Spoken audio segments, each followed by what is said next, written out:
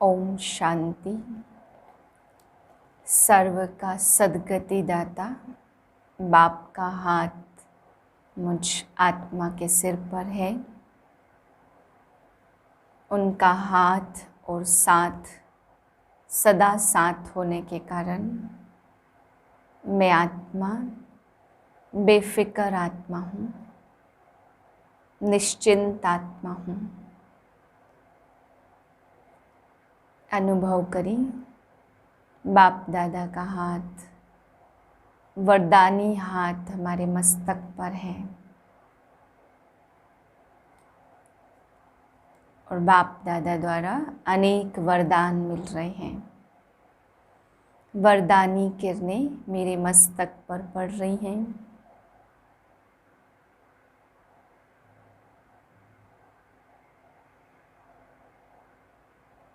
मैं आत्मा निश्चिंत आत्मा हूँ।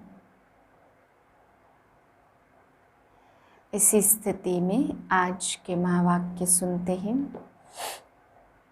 आज 7/10/2021 के महावाक्य हैं।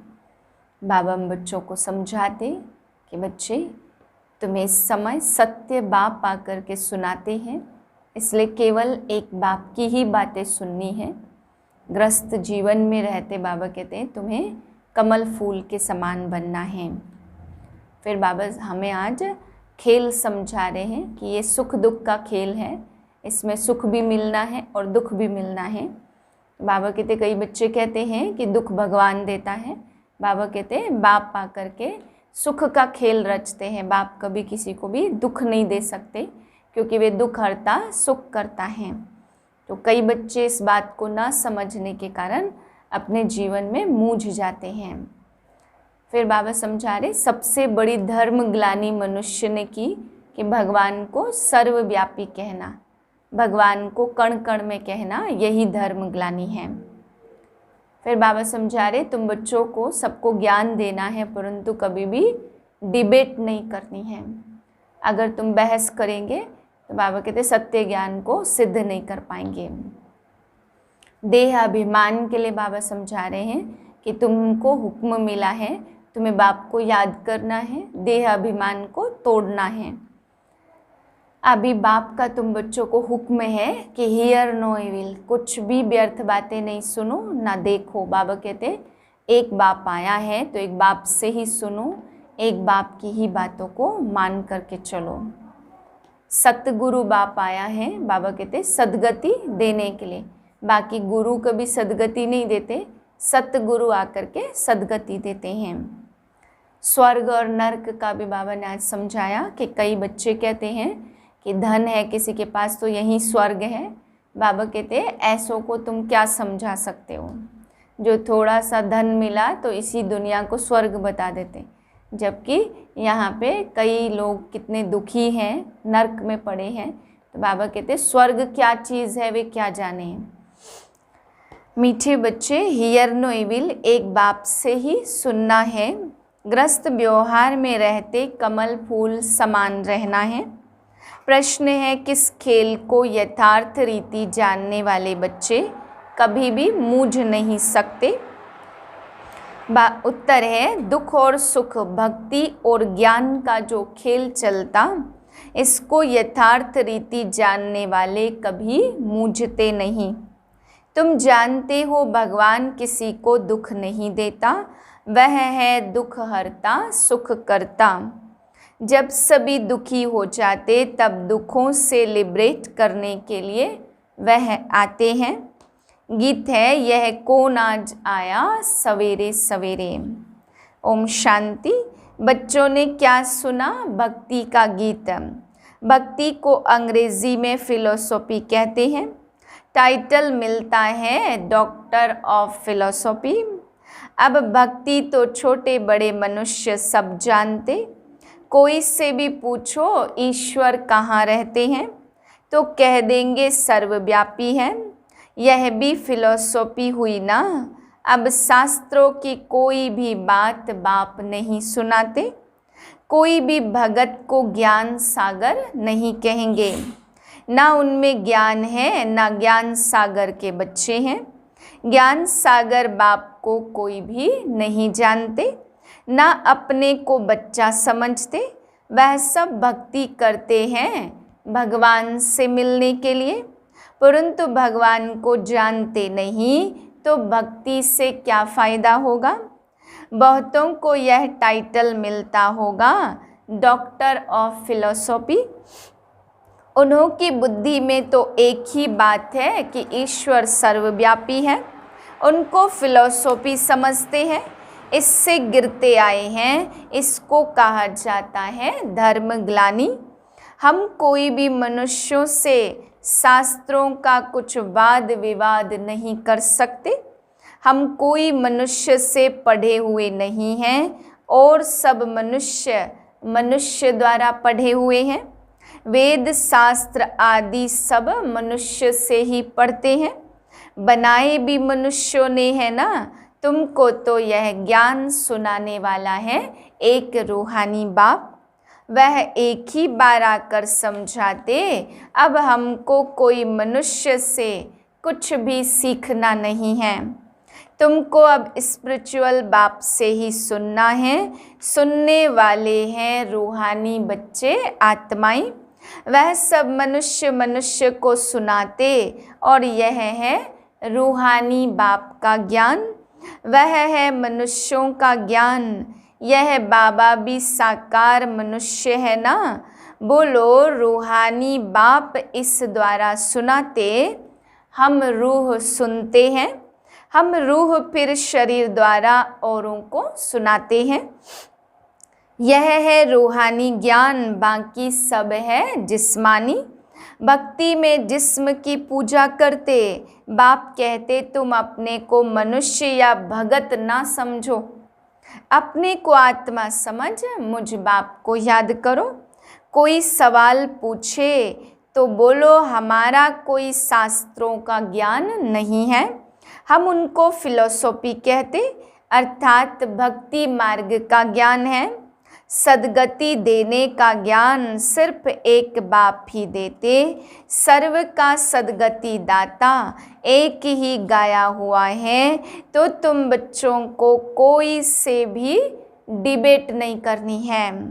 बाप कहते ज्ञान की अथॉरिटी ज्ञान सागर में हूँ, मैं तुमको कोई शास्त्र आदि नहीं सुनाता हूँ। हमारा यह है रूहानी ज्ञान, बाकी सब है जिस्मानी ज्ञान। वह सत्संग आदि सब है भक्ति मार्ग के लिए। यह रूहानी बाप बैठ रूहों को समझाते, इसलिए आत्माभिमानी बनने में बच्चों को मेहनत लगती है। हम आत्माएं बाप से वर्षा लेती हैं। बाप के बच्चे जरूर बाप की गद्दी के वारिश होंगे ना। लक्ष्मी नारायण भी देहधारी हैं, उनके बच्चे जिस्मानी बाप से वर्षा पाते। यह बात ही न्यारी है। सतयुग में भी जिस्मानी बात हो जाती, वहाँ यह नहीं कहेंगे कि रूहानी बाप से वर्षा मिलता। देह अभिमान को तोड़ना है। हम आत्मा हैं और बाप को याद करना है। गीता में भी स्पिरिचुअल नॉलेज समझते, परंतु उसमें कृष्ण देहधारी का नाम डाल दिया। बाप कहते बच्चे कोई मनुष्य में यह नॉलेज हो नहीं सकती। सत्य ज्ञान तो सत्य एक ज्ञान सागर बाप के पास ही है। वह खुद ही आकर नॉलेज दे रहे हैं। उन्हें सुप्रीम बाप कहते। पूजा भी उस निराकार की होती है।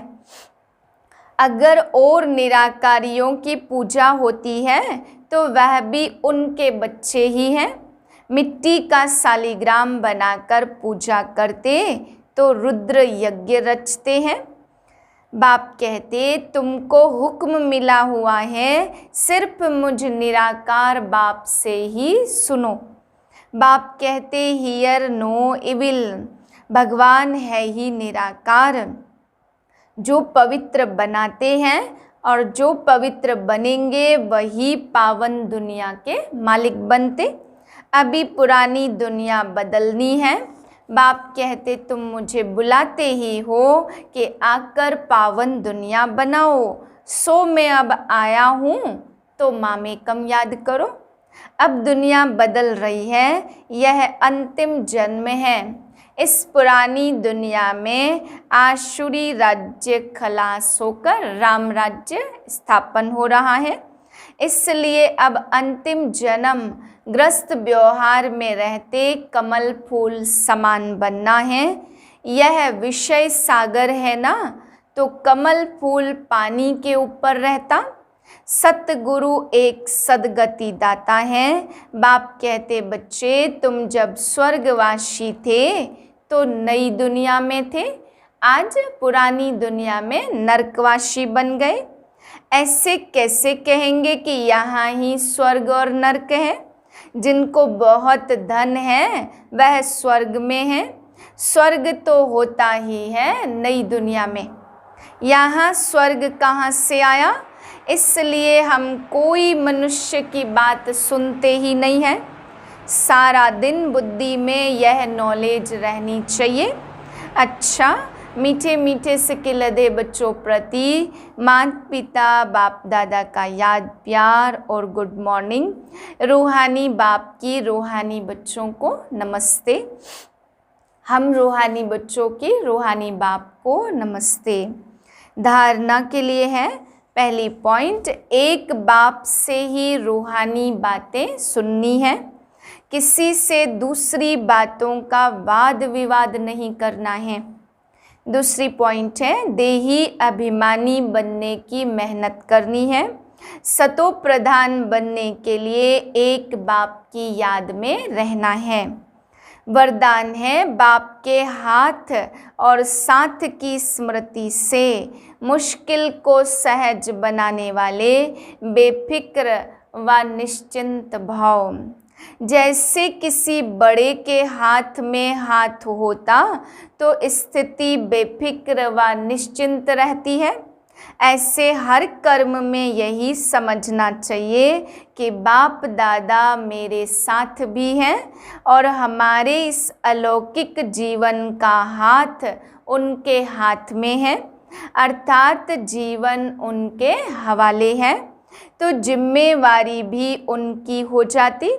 सभी बोझ बाप के ऊपर रख अपने को हल्का कर दो।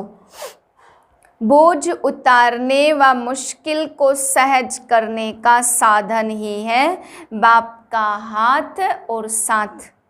स्लोगन है पुरुषार्थ में सच्चाई हो तो बाप दादा की एक्स्ट्रा मदद का अनुभव करेंगे। मातेश्वरी जी के अनमोल महावाक्य। पहली पॉइंट, ज्ञान और योग और दैवी गुणों की धारणा ही जीवन का आधार है। यह तो अपने को निश्चय है कि परम पिता द्वारा हमें नॉलेज मिल रही है। इस नॉलेज में मुख्य 3 पॉइंट हैं जिसके लिए अपने को पूरा पुरुषार्थ करने का ध्यान रखना है। इसमें पहले योग अर्थात निरंतर ईश्वरी याद जिससे विकर्म विनाश होते। दूसरा, ज्ञान माना सारे ब्रह्मांड सृष्टि की आदि मध्य अंत कैसे होती। अब यह नॉलेज है तो तभी लाइफ में प्रैक्टिकल चेंज आ जाती और हम भविष्य प्रारब्ध अच्छी बना सकते हैं। तीसरी पॉइंट है क्वालिफिकेशंस, तो हमको सर्वगुण संपन्न 16 कला संपूर्ण अवश्य बनना है, तब ही हम देवता बन सकते। तो अपने आप को चलते फिरते खाते पीते इन तीनों पॉइंट पर ध्यान देना जरूरी है। इस एक ही जन्म में ज्ञान बल, योग बल और दैवी गुणों की धारणा की जाती। तीनों का आपस में कनेक्शन है। ज्ञान बिगर योग नहीं लग सकता और योग बिगर दैवी गुणों की धारणा नहीं होती। इन तीनों पॉइंट पर सारी जीवन का आधार है, तभी विकर्मों का खाता खलास हो, अच्छे कर्म बनते हैं। इससे ही ईश्वरी जीवन कहा जाता। दूसरी पॉइंट है, भारत का प्राचीन योग परमात्मा द्वारा सिखाया हुआ है। अपना यह ईश्वरी योग भारत में प्राचीन योग के नाम से मशहूर है। इस योग को अविनाशी योग क्यों कहते? क्योंकि अविनाशी परमपिता परमात्मा द्वारा सिखाया गया है। बल योग और मनुष्य आत्माएं भी सिखाती है, इसलिए योगाश्रम वगैरह खोलते रहते, परंतु वो प्राचीन योग सिखला नहीं सकते। अगर ऐसा योग होता तो फिर वह बल कहाँ? भारत तो दिन प्रतिदिन निर्बल होता जाता। इससे सिद्ध है वह योग अविनाशी योग नहीं है। जिसके साथ योग लगाना है वह खुद ही सिखला सकता। बाकी औरों से योग लगाना ही नहीं है तो फिर सिखलाएंगे कैसे?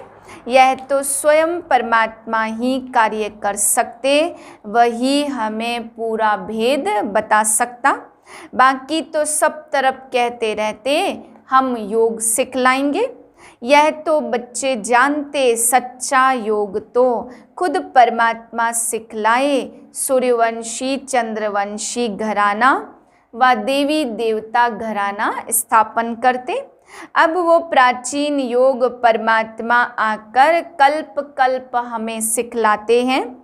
कहते हैं, हे आत्मा, मुझ परमात्मा के साथ निरंतर योग लगाओ तो तुम्हारे पाप नष्ट हो जाएंगे।